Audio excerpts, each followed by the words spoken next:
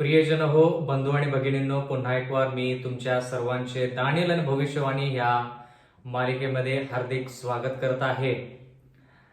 देव कृपाळू आहे, दयाळू आहे, म्हणूनच आज आपण ह्या मालिकेमध्ये असंख्य असे वचन शिकत आहोत. त्याचं ज्ञान आपल्याला प्राप्त होत आहे, म्हणून देवाचे आपण खरेखुर उपकार मानले पाहिजेत.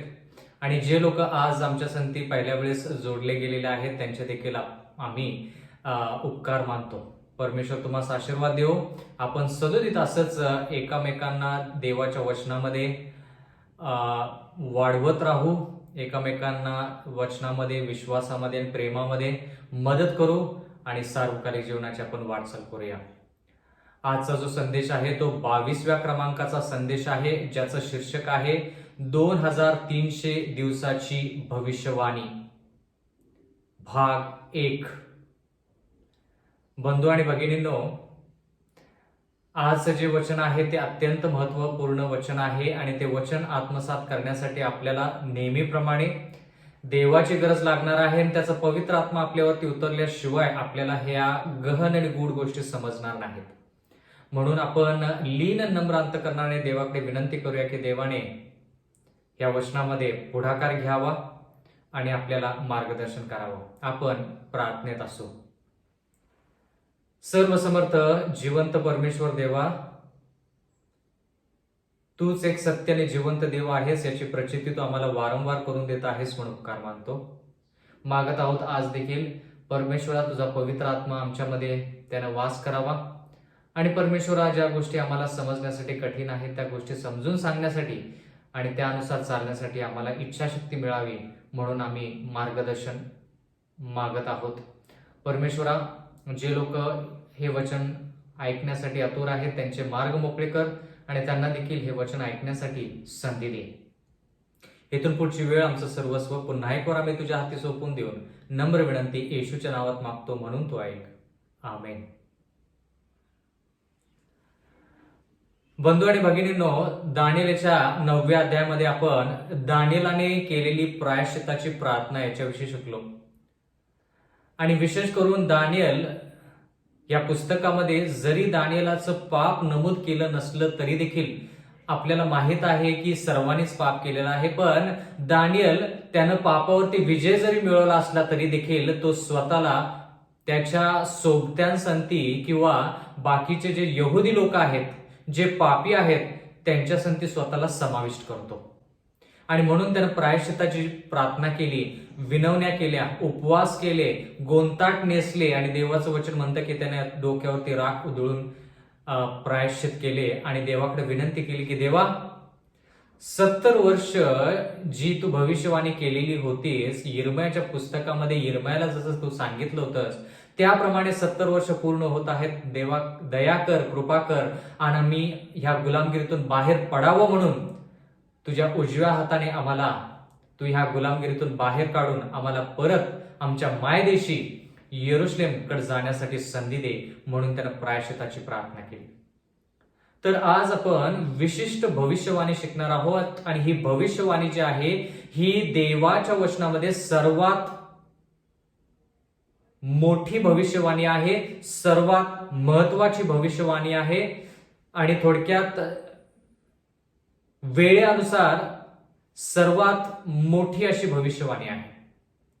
आणि म्हणून माझी कळकळीची आणि आग्रहाची विनंती आहे की आपण ह्या संदेशाकडे लक्ष द्यावं आणि मनपूर्वक मनन करून ते आत्मसात करावं.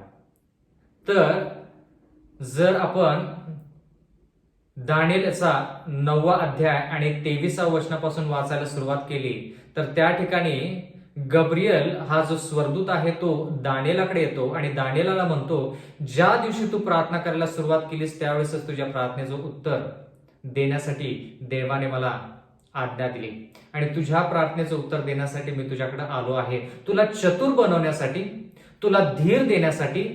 आणि विशेष करून दानिएल याच्या 8व्या अध्यायामध्ये जो प्रश्न विचारलेला आहे दानिएल 8:13 मध्ये, नित्याचा यज्ञयाग आणि विध्वंसमूलक पातक म्हणजे विधर्मी रोम आणि आध्यात्मिक रोम हे पवित्र स्थान जे देवाचं आहे आणि सैन्य म्हणजे देवाचे लोक जे आहेत ह्या दोघांना कुठवरील पायाखाली तुडवतील असा प्रश्न दानिएल 8:13 मध्ये विचारलेला आहे.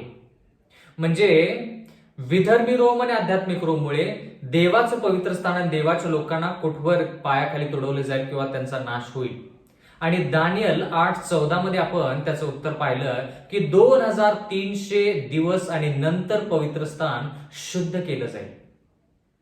तर आता 2300 दिवसाची जी भविष्यवाणी आहे त्या भविष्यवाणीची सुरुवात आणि शेवट दानिएल 8 मध्ये लिहिलेली नाही.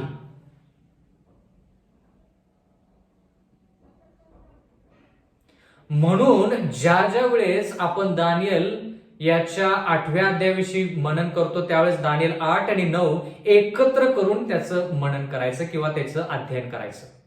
कधीही दानिएल 8 वेगळं करून आणि दानिएल 9 वेगळं करून आपल्याला चालणार नाही. कारण की का दानिएल 8:14 मध्ये ज्या भविष्यवाणीविषयी लिहिलेलं आहे ते भविष्यवाणी दानिएल 9 मध्ये नमूद केलेली आहे. म्हणून दानिएल 8 आणि 9 आपण एकत्रित शिकायचं.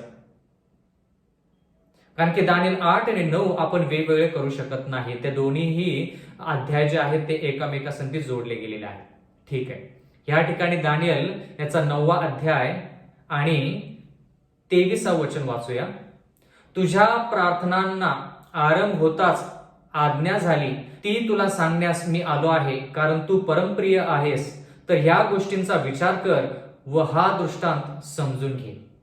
गब्रिएल या ठिकाणी दानिएलाला ह्या दृष्टांताविषयी समजून सांगण्यासाठी आलेला आहे. दानिएलचा 9वा अध्याय आणि 24वे वचन. आज्ञाभंगाची समाप्ती व्हावी, पातकांचा अंत करावा, अधर्माबद्दल प्रायश्चित करावे, सनातन नीतिमत्ता उदयास आणावी, दृष्टांत व संदेश मुद्रित करावेत आणि जो परम पवित्र त्याला अभिषेक करावा. हे घडून येण्यासाठी तुझे लोक व तुझे पवित्र नगर या संबंधाने 70 सप्तके ठरली आहेत.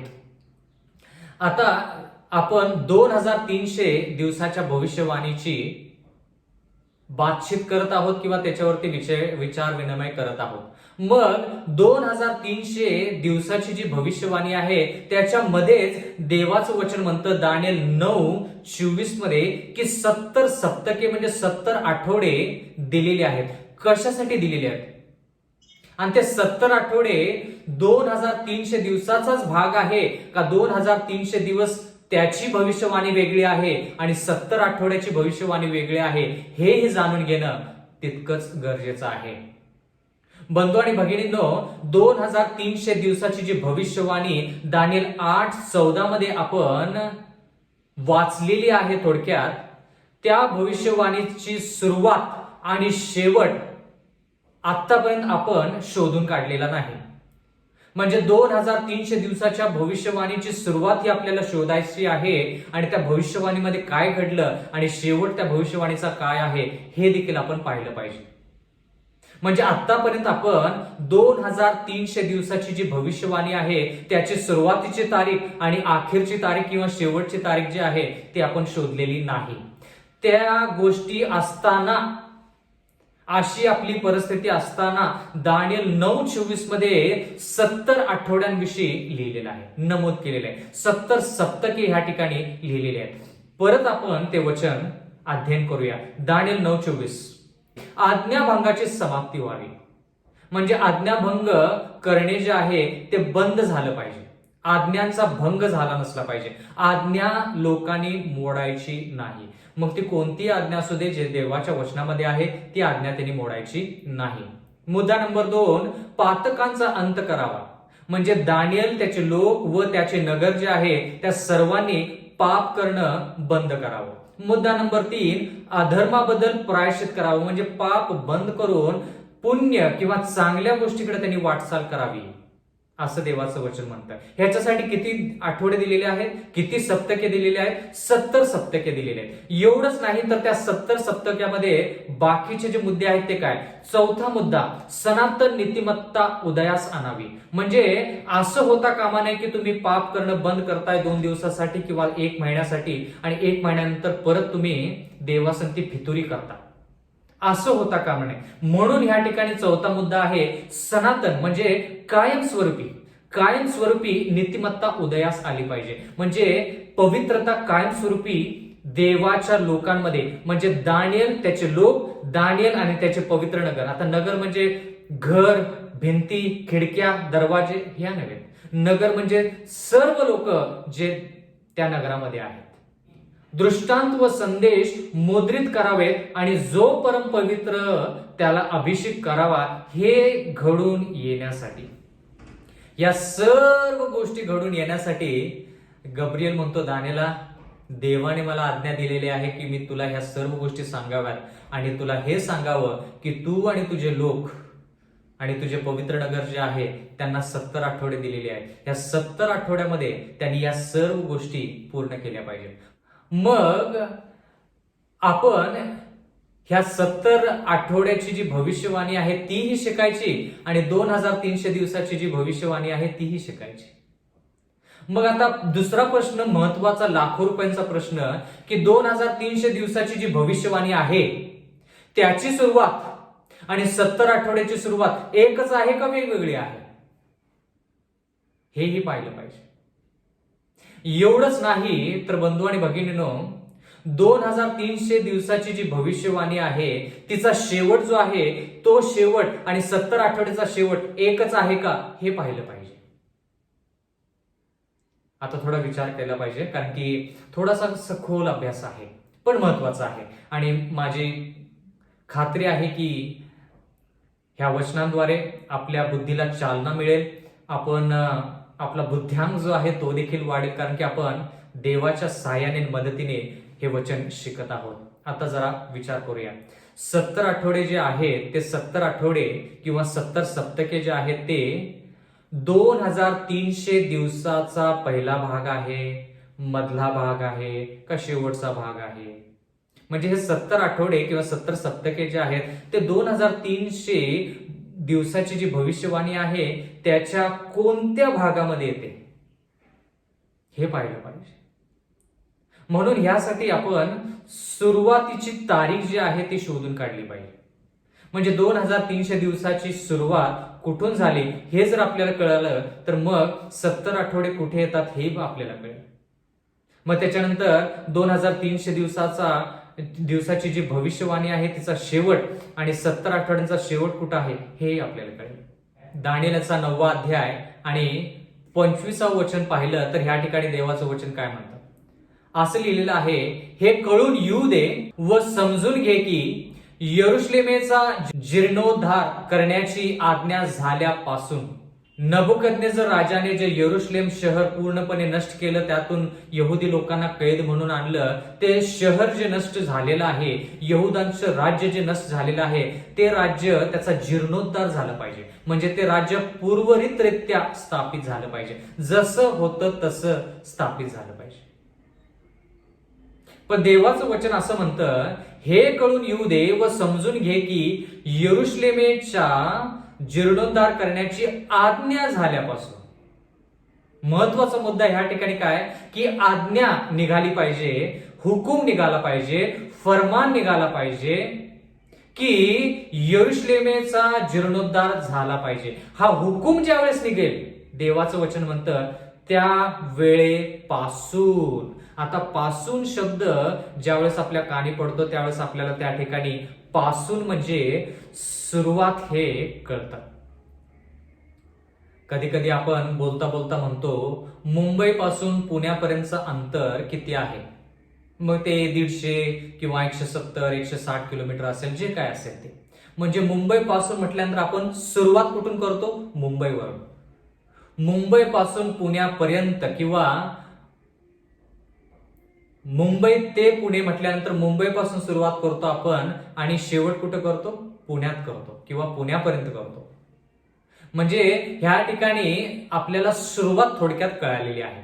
दानियेल 9:25 मध्ये लिहिलेलं आहे, हे कळून येऊ दे व समजून घे की यरुशलेमेचा जीर्णोद्धार करण्याची आज्ञा झाल्यापासून. म्हणजे आपल्याला हे जाणून घ्यायचं की हुकूम कधी निघाला यरुशलेम पूर्वरित्या स्थापन करण्याचा, फरमान कधी निघाला, आज्ञा कधी झाली की यरुशलेम स्थापन झालं पाहिजे. आता ह्या ठिकाणी असं लिहिलं नाही की यरुशलेम स्थापन ज्यावेळेस होईल त्यावेळेस पासून, नाही, तसं नाही लिहिलं. यरुशलेम स्थापन कधीही होईल, यरुशलेम शहर कधीही बांधलं जाईल, पण त्याचा हुकूम ज्यावेळेस निघतो त्या वेळेपासून आपण तारीख मोजायची आहे. बंधू आणि भगिनींनो, यरुशलेमेचा जीर्णोद्धार करण्याची जी आज्ञा निघाली ती आज्ञा जर आपल्याला शोधून काढायची तर आपण एज्रा या पुस्तकाकडे गेलं पाहिजे. एज्रा याचा पहिला अध्याय आणि पहिलं वचन. आता ह्या ठिकाणी आपण आज्ञा यरुशलेम पूर्वरित्या स्थापन करण्याची आज्ञा शोधत आहोत, फरमान शोधत आहोत किंवा हुकूम शोधत आहोत. पण बंधू आणि भगिनींनो, एज्रा 1:1 मध्ये काय लिहिलेलं आहे? यिर्मयाच्या मुखाने प्राप्त झालेले परमेश्वराचे वचन सिद्धीस जावे म्हणून पारसाचा राजा कोरेश याच्या कारकिर्दीच्या पहिल्या वर्षी परमेश्वराने ह्या राजाच्या मनास स्फूर्ती दिली, तेव्हा त्याने आपल्या सर्व राज्यात जाहीर केले व लेखी फरमानही पाठवले ते असे. आता हा हुकूम काय सांगतो ते आपण बघूया. कोरेश राजाने जो हुकूम काढला त्याच्याविषयी आपण आता थोडक्यात शिकत आहोत. काय काढला हुकूम? एज्रा याचा पहिला अध्याय आणि दुसरं वचन. पारसाचा राजा कोरेश असे म्हणतो, स्वर्गीय देव परमेश्वर याने पृथ्वीवरील सर्व राजे मला दिली असून अशी आज्ञा केली आहे की यहुदा प्रांतातील यरुशलेमेत माझ्या प्रित्यार्थ एक मंदिर बांध. आता परमेश्वराने, जिवंत देवाने कोरेश राजाला स्फूर्ती दिली, प्रोत्साहन दिलं, सांगितलं की परमेश्वर जो जिवंत देव आहे, म्हणजे मी परमेश्वर जो आहे, माझ्या नावाच्या प्रित्यार्थ यरुशलेम मध्ये तू पवित्र मंदिर बांध. असं कोणाला सांगितलं? कोरेशला सांगितलं. आता पुढे जर आपण पाहिलं तर बंधू आणि भगिनींनो, ह्या ठिकाणी मंदिर बांधण्याची आज्ञा जी आहे, मंदिर बांधण्याचा हुकूम जो आहे, तो हुकूम कोरेश राजाने पाठवला, लोकांपर्यंत पोहोचवला. कोणता हुकूम? मंदिर बांधण्याचा. पण दानिएल 9:25 मध्ये जर आपण पाहिलं तर ह्या ठिकाणी काय लिहिलेलं आहे? हे कळून येऊ दे व समजून घे की यरुशलेमेचा जीर्णोद्धार करण्याची आज्ञा झाल्यापासून.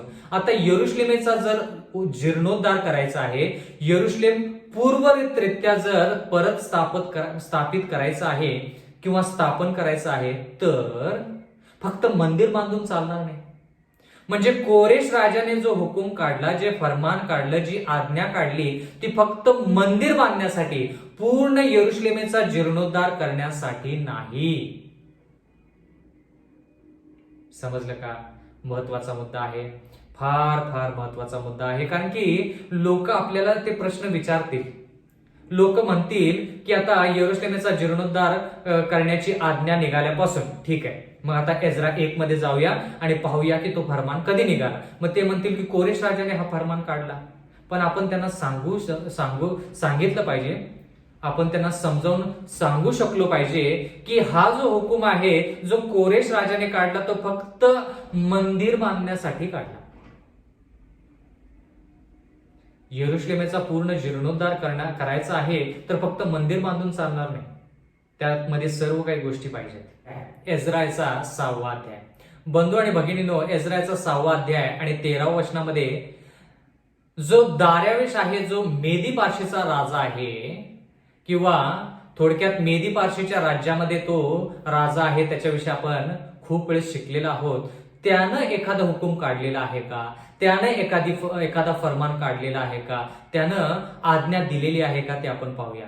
एज्रा याचा 6वा अध्याय आणि 13वं वचन. या ठिकाणी देवाचं वचन म्हणतं, दार्यावेश राजाच्या ह्या फरमानाप्रमाणे, म्हणजे ह्या आज्ञेप्रमाणे महानदाच्या पश्चिमेकडील प्रांताचा अधिपती ततनई, शथर बोजनई व त्याचे स्नेही यांनी ताबडतोब केले. म्हणजे दार्यावेशने पण फरमान काढला, पण तो फरमान काय होता ते आपण पाहूया. जो फरमान लोकांनी ताबडतोब पार पाडला.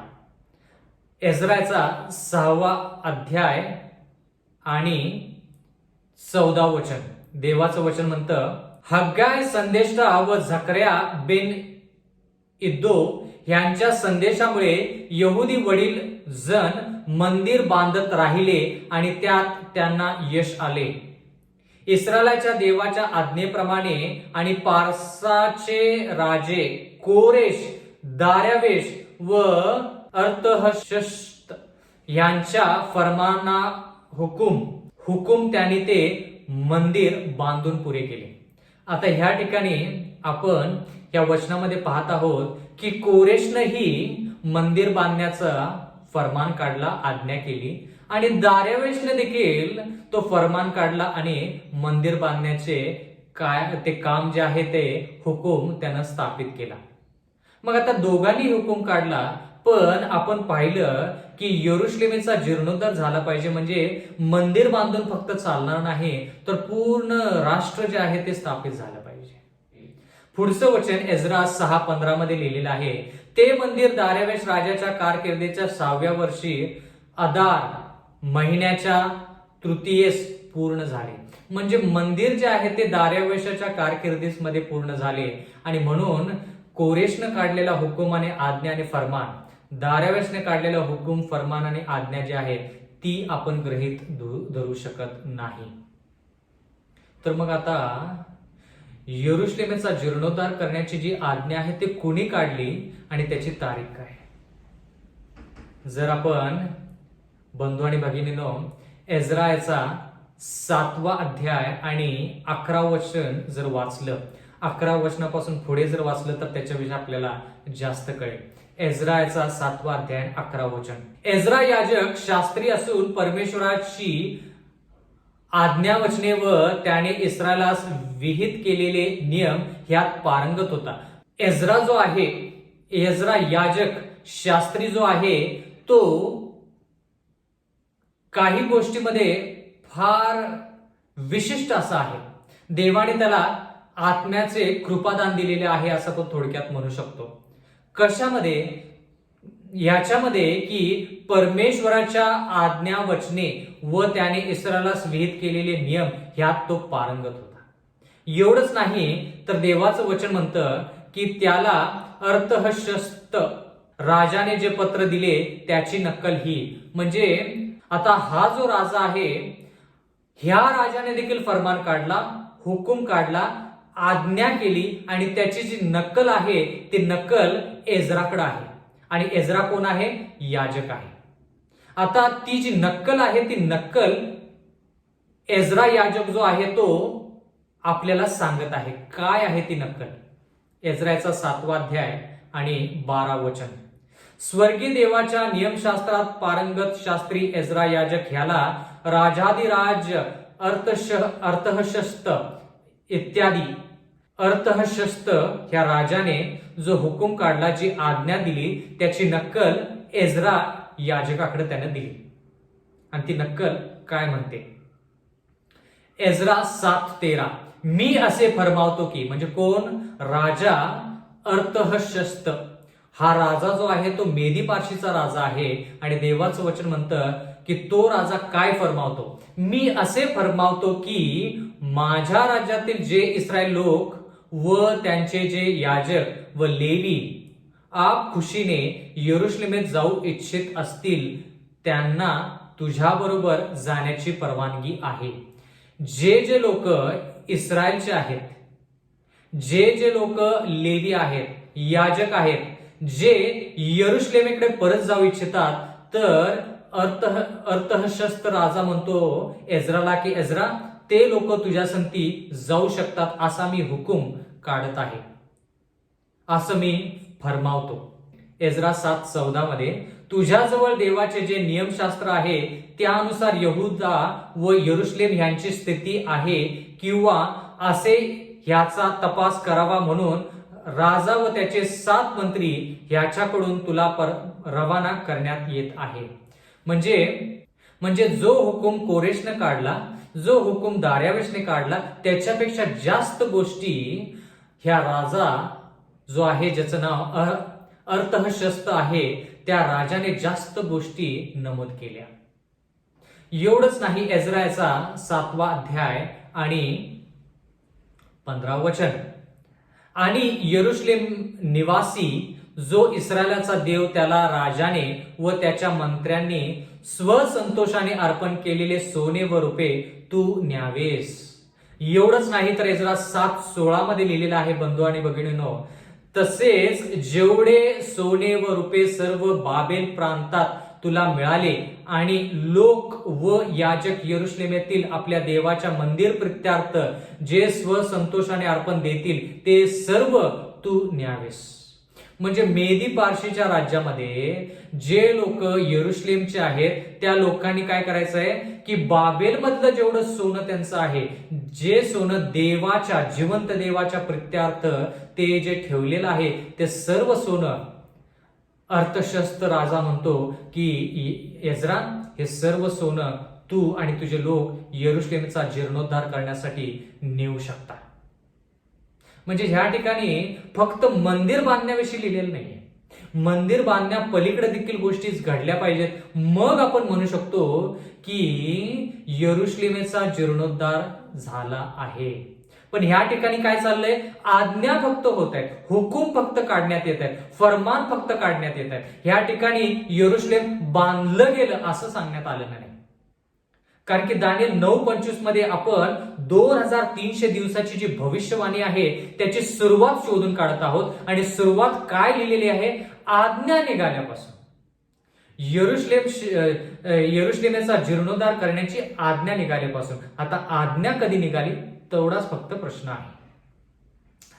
या ठिकाणी पुढे पाहिलेलं आपण जर वाचलं तर कळेल, दानिएल 7:17, तू त्या पैशांचे बैल, मेंढे, कोकरे व त्यांच्याबरोबरची अन्नार्पणे व पेयार्पणे ही हयगय न करता खरेदी करून यरुशलेमेतील तुमच्या देवाच्या मंदिरात असलेले वेदीवर अर्पण करावे. म्हणजे सोने, रुपये, चांदी, पैसे, बैल, मेंढे, गोरे ह्या सर्व गोष्टी ज्या आहेत ते अर्पण करण्यासाठी हा राजा म्हणतो याजकाला किंवा एज्राला की तू घेऊन जाऊ शकतोस.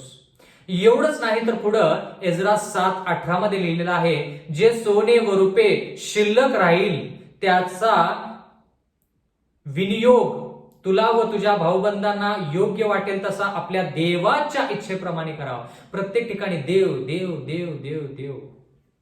जसं देवाने कोरेशाला स्फूर्ती दिली यरुशलेममध्ये मंदिर बांध, दार्यावेशला स्फूर्ती दिली यरुशलेममध्ये मंदिर बांध, आणि त्याच्याच कारकिर्दीमध्ये मंदिर बांधण्यात आलं यरुशलेममध्ये. पण बाकीच्या गोष्टी राहिल्या होत्या, त्या बाकीच्या गोष्टी पण पूर्ण झाल्या पाहिजेत. मग आपण म्हणू शकतो की यरुशलेमेचा जीर्णोद्धार ची आज्ञा निघाली आहे किंवा यरुशलेमेचा जीर्णोद्धार झालेला आहे.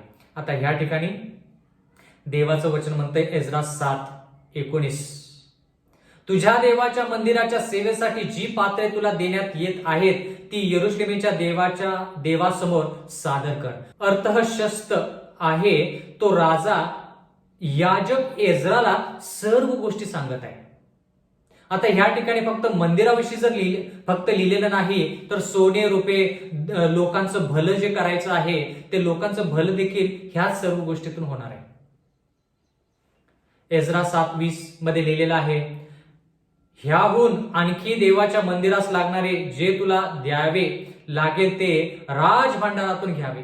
म्हणजे माझ्या राज्यामध्ये जो राजभांडार आहे त्यातून सर्व गोष्टी जे तुझ्या देवाच्या मंदिरासाठी बांधण्यासाठी गरजेचे आहे ते सर्व तू घेऊ शकतोस.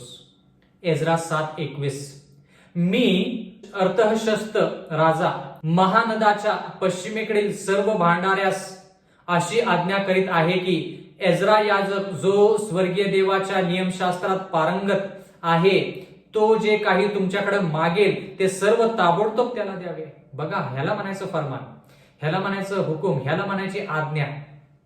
ज्या सर्व गोष्टी एज्रा याजकाला लागणार आहेत कशासाठी, यरुशलेमचा जीर्णोद्धार करण्यासाठी, पूर्वरित्या ते यरुशलेम बांधलं जावं, ते पूर्वरित्या स्थापित व्हावं, ह्या सर्व गोष्टीसाठी ज्या गोष्टी लागणार आहेत त्या सर्व गोष्टी भांडाऱ्यांनी एज्रा याजकाला द्यावे म्हणून फरमान काढण्यात आलं.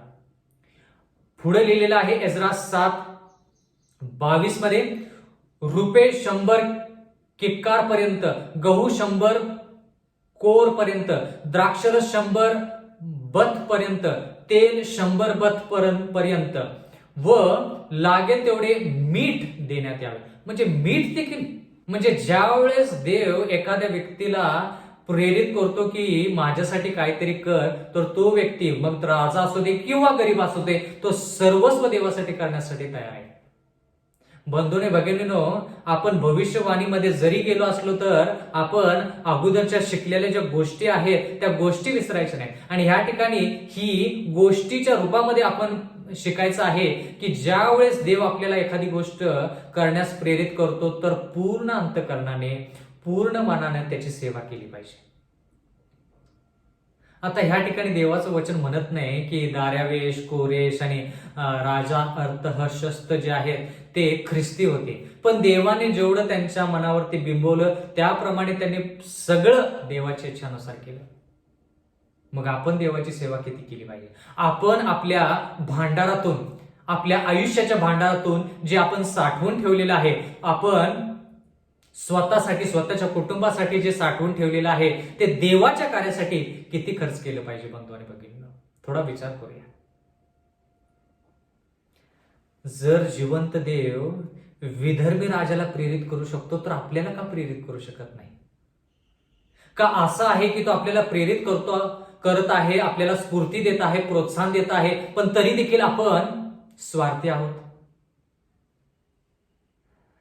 बंधू आणि भगिनींनो, 10 रुपये मधले 1 रुपये देणं देवासाठी थोडं सोपं आहे, पण जर आपल्याकडं 1,00,000 रुपये आहेत आणि त्यातले 10,000 रुपये जर दशांश द्यायचा तर आपण फार विचार करतो. आपण 1,00,000 रुपये जे देवाने आपल्याला दिले त्याच्याविषयी विचार करत नाही, पण 10,000 रुपये परत करायचे आहेत त्याच्याविषयी जास्त विचार करतो.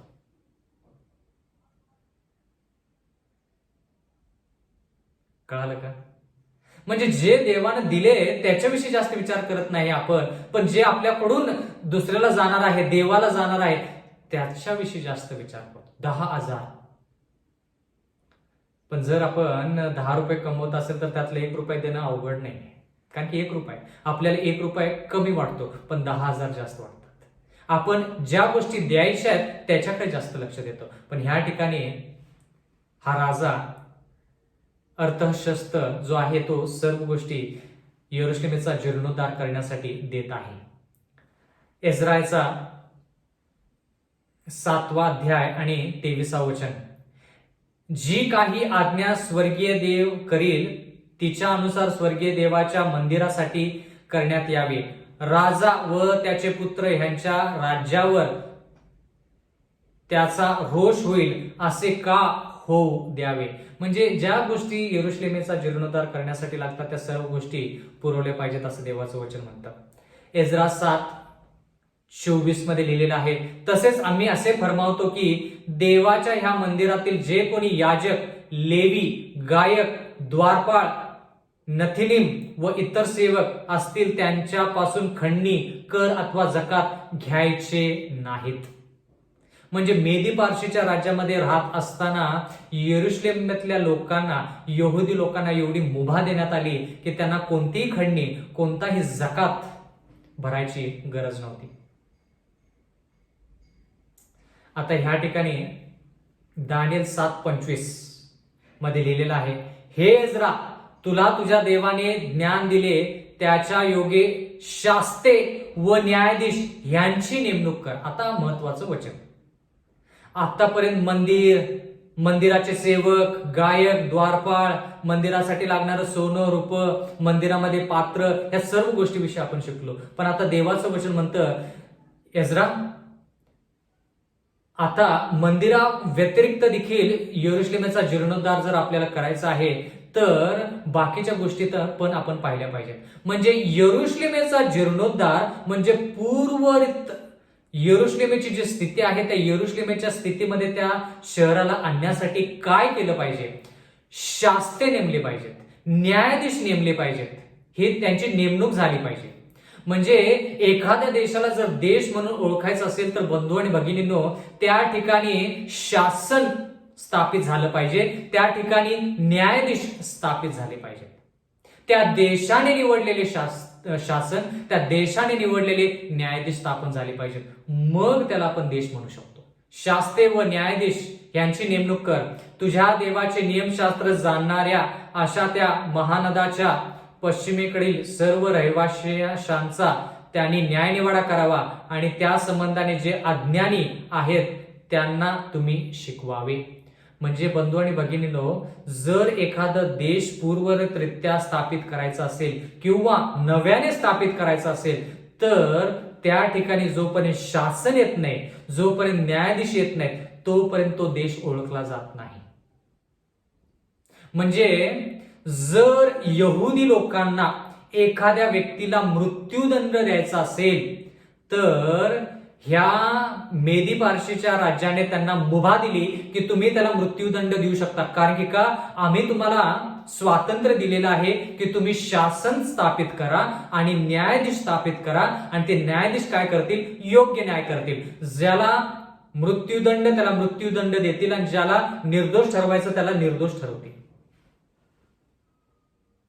आता जरा लक्ष द्या, आता जरा लक्ष द्या. ज्यावेळेस यहुदी लोक रोमच्या सत्तेखाली आले, कोणत्या रोमच्या, विदर्भी रोमच्या सत्तेखाली आले, त्यावेळेस यहुदी लोकांना येशू ख्रिस्ताला मृत्यूदंड द्यायचा होता, त्याला क्रुसावरती टांगायचं होतं, त्याला क्रुसावरती खेळायचं होतं, त्याला क्रुसावरती मारून टाकायचं होतं. त्यावेळेस यहुदी लोकांनी येशू ख्रिस्ताला क्रुसावरती टांगलं नाही. का? कारण की रोमच्या राज्याने ह्या यहुदी लोकांना तशी मुभा दिली नाही की तुम्ही तुमचं शासन स्वतः स्थापित करा, तुमचे न्यायाधीश स्वतःचे असू देत, तुम्हाला ज्याला निर्दोष सोडवायचं त्याला निर्दोष सोडवू शकता, ज्याला मृत्यूदंड द्यायचा त्याला तुम्ही मृत्यूदंड देऊ शकता. अशी मुभा रोमच्या राज्याने ह्या यहुदी लोकांना दिली नाही. म्हणून ज्यावेळेस येशू ख्रिस्ताला मृत्यूदंड द्यायचा तर ह्या यहुद्यांना हेरोद राजाकडेच घेऊन गेलं पाहिजे, पिलाताकडेच घेऊन गेलं पाहिजे. मग त्यांनी जर दोष ठरवला येशू ख्रिस्तावरती तर मग हे लोक ह्या येशू ख्रिस्ताला वधस्तंभावरती खिळू शकतील. कळाला का फरक? म्हणजे मला ह्या गोष्टी ना फार विचार करूसं वाटतात की फरक काय.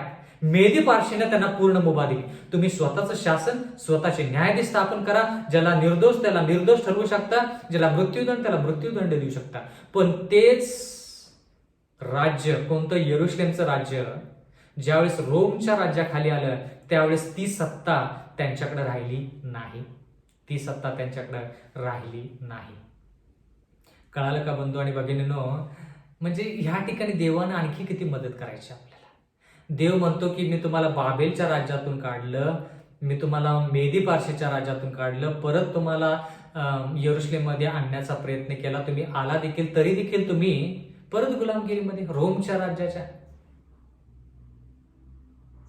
बंधू आणि भगिनींनो जरा विचार करा, जर